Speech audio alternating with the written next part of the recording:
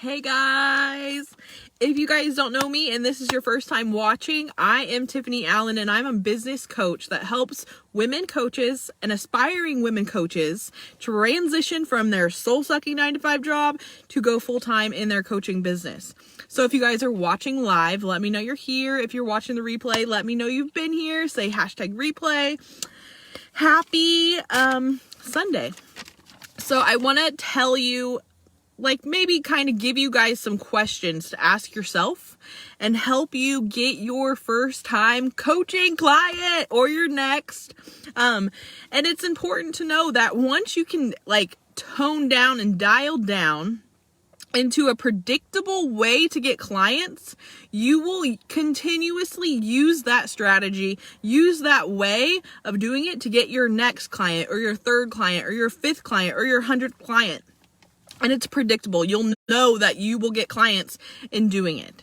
So this is kind of to have you guys ask yourself these questions so you can look inside your business and make sure that you have a way to get clients. Hey, Alina, how are you? So I want you guys to ask yourself, is your offer clear? So it's so easy to overcomplicate things and especially when we're not really focused on a niche.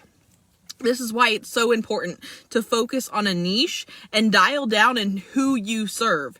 So I want you guys to ask yourself, look into your coaching business and try to see if your offer is clear, what you're doing is clear.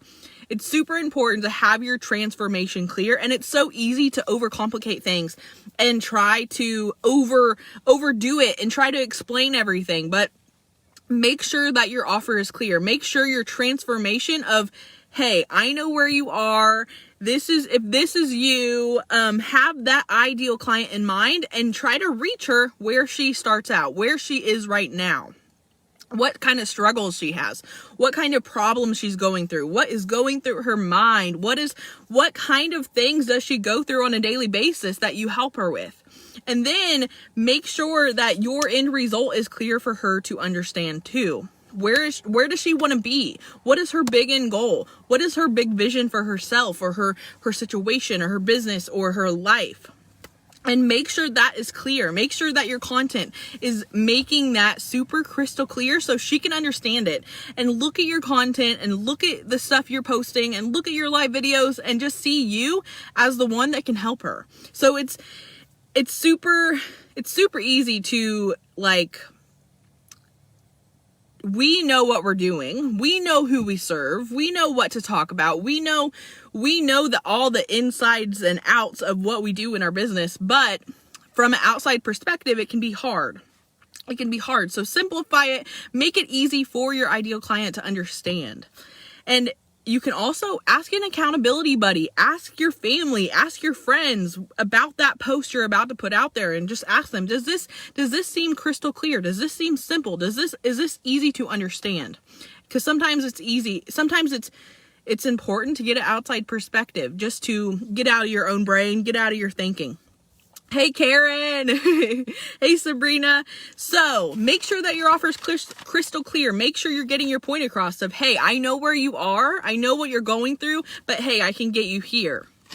So 90% of your pitch is going to be the end result of, I can get you here. Let's get you here. Look how amazing it is to be here. And kind of your content is your proof. Your content is your way of proving that you know what you're doing. Hey, Crystal. So, and that's my next question for you guys to ask yourself is, how are you positioning your offer? How are you putting yourself out there? Are you putting yourself out there as the expert that knows what you're doing, that knows how to get her from point A to point B, that knows exactly what kind of transformation she wants? Or are you kind of just jumping around? Are you going to this niche, to this next transformation, trying to help all the things and all the people? Or are you the expert? it's super important to know that, like, that is why it's so crucial to pick a niche, pick an ideal client, and have a focus on who you serve. Because when you do that, you position yourself as the expert. You know what you're talking about. You put yourself out there. You're not just a friend that's wanting to support someone. You are the expert that can get them out of their problem to creating the end result that they want. So, and you don't have to be perfect. To be an expert, you don't have to be perfect. To be an expert, you can mess up. To be an expert, you can stutter in a live video. You can say something wrong. You can mess up. And it's most importantly, it's you need to remember it's okay to be you. It's okay to be human. It's okay to cuss. It's okay to act like you, because your energy is super important. It's the number one thing that is going to get clients to want to work with you. Because I always say there's thousands of people, millions of people out there doing the exact same thing that you want to do, but your energy and the way you are and the way you are in your real raw version of you, I gotta open my door. I'm in my car, but it's what's going to draw people in and attract people to want to work with you. It's your energy. So it's okay. It's okay to be you. Just be the expert. Put yourself off as, I know where you are. I can get you to where you want to be. And then show value. Like, ask yourself, how are you showing up? Are you showing up as the person that people would want to work with? And a question to ask yourself is would you work with you? Would you work with you? Hey, Brittany. So ask yourself, are you showing up as a coach that you would want to work with? So you probably want to be consistent. You want to show up. You want to put yourself out there. You want to put that proof out there. And so give value. Have confidence in yourself. Have passion. I always say, like, if you don't truly believe in what you're selling and you don't 100% back it and you aren't passionate about it, it's going to be really hard to stay motivated. It's going to be really hard to keep going and stay I can't even think of the word. Stay on track in trying to sell your services if you don't truly believe in what you're selling. So, have confidence in you, have passion in you, and if you don't like what you're selling now, transition into something else. Try something else. Try something new that you are passionate about. And that's the thing too. That passion and confidence will sell better than any mindset, any strategy, any tip that anyone could give you. If you have that passion behind you and that confidence behind you to say, hey, let's get it. You have that energy to say, hey, I can help you. And you are totally 100% behind what you're selling and behind what you're doing. People are going to feel that. They're going to sense that passion and they're going to be like, oh my God, she really wants to help me. She's proving to me in her content that she can help me. And they're going to want to work. They're going to want to, I can't talk today. They're going to want to work with you. They're going to want to hire you as their coach. So ask yourself, are you showing up like you want to show up? Are you consistent in your posting? Are you consistent in your marketing? Are you consistent in your business? And are you treating your business like you are the expert and like a full-time business? Because that's the thing, like, to make your business now, even if it's not full-time fully, if you want it to become full-time, you need to start doing the things that you would do if it was full-time, because that's what turns it into full-time. So, yeah. And then another question to ask yourself is, how do you plan to attract clients? How do you plan to attract people into you, to draw people into your services? Are you going to go live? Are you going to post?